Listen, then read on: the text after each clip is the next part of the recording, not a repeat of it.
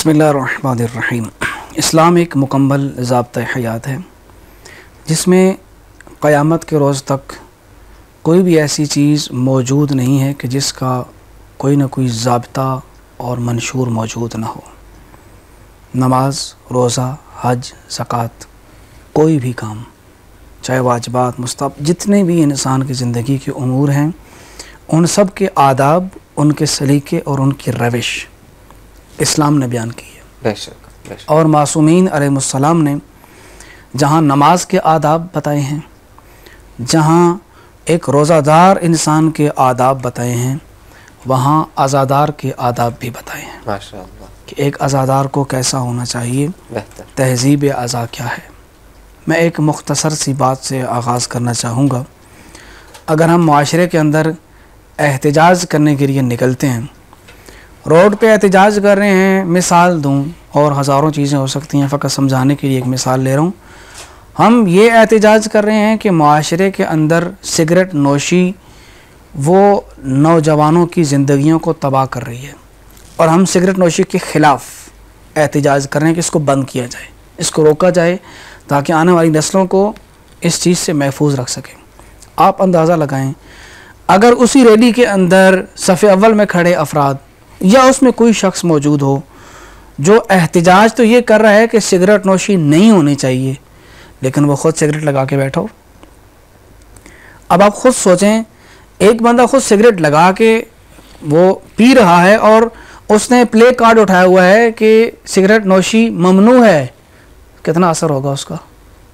कुछ भी नहीं, कोई असर नहीं होगा, बल्कि आपका ये एहतिजाज दर हकीकत आपके ख़िलाफ़ चला जाएगा कि आपके कौल और आपके फ़ेल में तज़ाद है।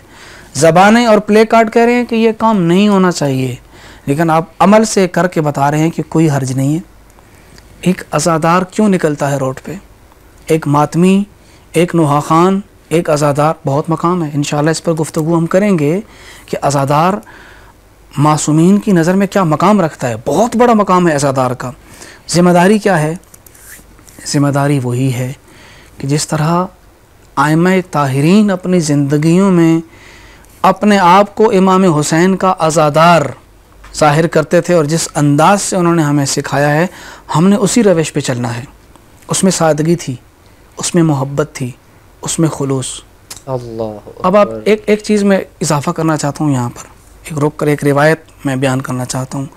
हमने माशरे के लोगों को ये तो बताया है कि नमाज दिखावे के लिए करोगे तो दिखावा उस नमाज को बातिल कर देगा, लेकिन कभी हमने माशरे के लोगों को ये बताया है कि अगर तुम्हारी मोहब्बत में खुलूस नहीं है तो वो मोहब्बत भी खुदा कबूल नहीं करेगा।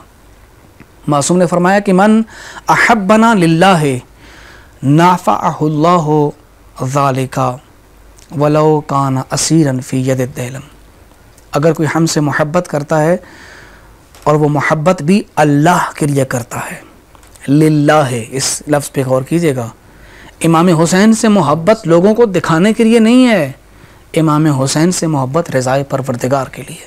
अल्लाह। तो सबसे पहला अज़ादार का जो फरीज़ा बनता है वो ये है कि इमाम हुसैन से मोहब्बत करे, उसमें लिल्लाहियत होनी चाहिए। अज़ादारी खुदा के लिए, खुदा के लिए लिल्लाहियत होनी चाहिए। इमाम हुसैन से मोहब्बत का इज़हार कर रहा हूँ ना, तो यहाँ पर दो ही तरीके हैं। या तो इसलिए कर रहा हूँ ताकि ये लोग मुझे कहें कि ये हुसैन का मानने वाला है। एक दफ़ा मुझे ये लोग मेयार नहीं है कि ये मुझे कह रहे हैं कि ये हुसैन का अज़ादार है। एक दफ़ा मैं कहता हूँ मैं हुसैन का अज़ादार इसलिए हूँ कि हुसैन का खालिक कहे कि मेरा हुसैन का चाहने वाला है, उसमें लिल्लाहियत। तो पहला कदम क्या हो गया? पहला मंशूर लिल्लाहियत होना चाहिए। और अगला कदम वही होना चाहिए कि आप दुनिया वालों के सामने एहतिजाज कर रहे हैं कि हुसैन करबला में जिस दीन को ज़िंदा करके गए हैं और जिस बातिल को मिटा के गए हैं, हम उसी हक़ की तर्जुमानी करने के लिए रोड पर निकले हैं। ठीक है। और अगर हमारी ज़िंदगियों में करबला के पैगाम की झलक नहीं होगी, क्या मुहर्रम हमें ये पैगाम देता है कि हमने दुनिया वालों को बताना है, इहयाए मुहर्रम हमने करना है, इहयाए करबला करना है, लेकिन हमारी रविश, हमारा तरीका, हमारा सलीका, हमारी गुफ्तगू, हमारा किरदार वो करबला से बिल्कुल भी मुनासिबत नहीं रख रहा। हम कैसे एक असर रखने वाला पैगाम दुनिया वालों तक पहुँचाएँगे जबकि उस पैगाम की कोई एक किरण भी हमारे वजूद में नहीं उतरी है। करबला तो सादगी का हुक्म देता है, एक अज़ादार हो तो लिबास ऐसा पहनो कि तुम्हारे लिबास से पता चल रहा हो ये हुसैन का अज़ादार है, ये उनका गम मनाने वाला है। तो हम मुहर्रम में नए कपड़े सिला कर अगर पहन के अज़ादारी पे जाएंगे तो दुनिया वालों को क्या पैगाम देंगे कि हम अज़ादार हैं, हमें गम है इमाम हुसैन का? नहीं, हमें वो चंद सालों पहले की तरफ गौर करना होगा। अपने बुज़ुर्गों से पूछें। मैं अपने नाज़रीन को कहूँगा, अपने बुज़ुर्गों में, आपके घर में कोई बुज़ुर्ग बैठा है, आपके नाना जान है, आपकी नानी जान, दादी जान, दादा जान, ये बहुत बड़ी नेमत है, उनसे पूछें, उनके पास थोड़ा वक्त दें, उन्हें बताएं कि आपके ज़माने में अज़ादारी कैसे होती थी। उनकी वजूद, उनके किरदार बताते थे ये अज़ादार है। लेकिन आज के दौर में हमारे नौजवान, हमारी बहनें जिस रास्ते पे चल रहे हैं ना, हम बड़ी मोहब्बत के साथ, बड़ी अकीदत के साथ कहेंगे हम एक ही मंजिल के राही हैं। हमारी मंजिल करबला है, हमारी मंजिल मारिफत हुसैन है। तो ऐसे अमाल और ऐसी रविश और ऐसे किरदार को मत अपनाइए जो आप पर एक सवालिया निशान बन के रह जाए। तहज़ीब अज़ा ये है कि अज़ादार को वैसा होना चाहिए जैसा मासूम चाहते हैं।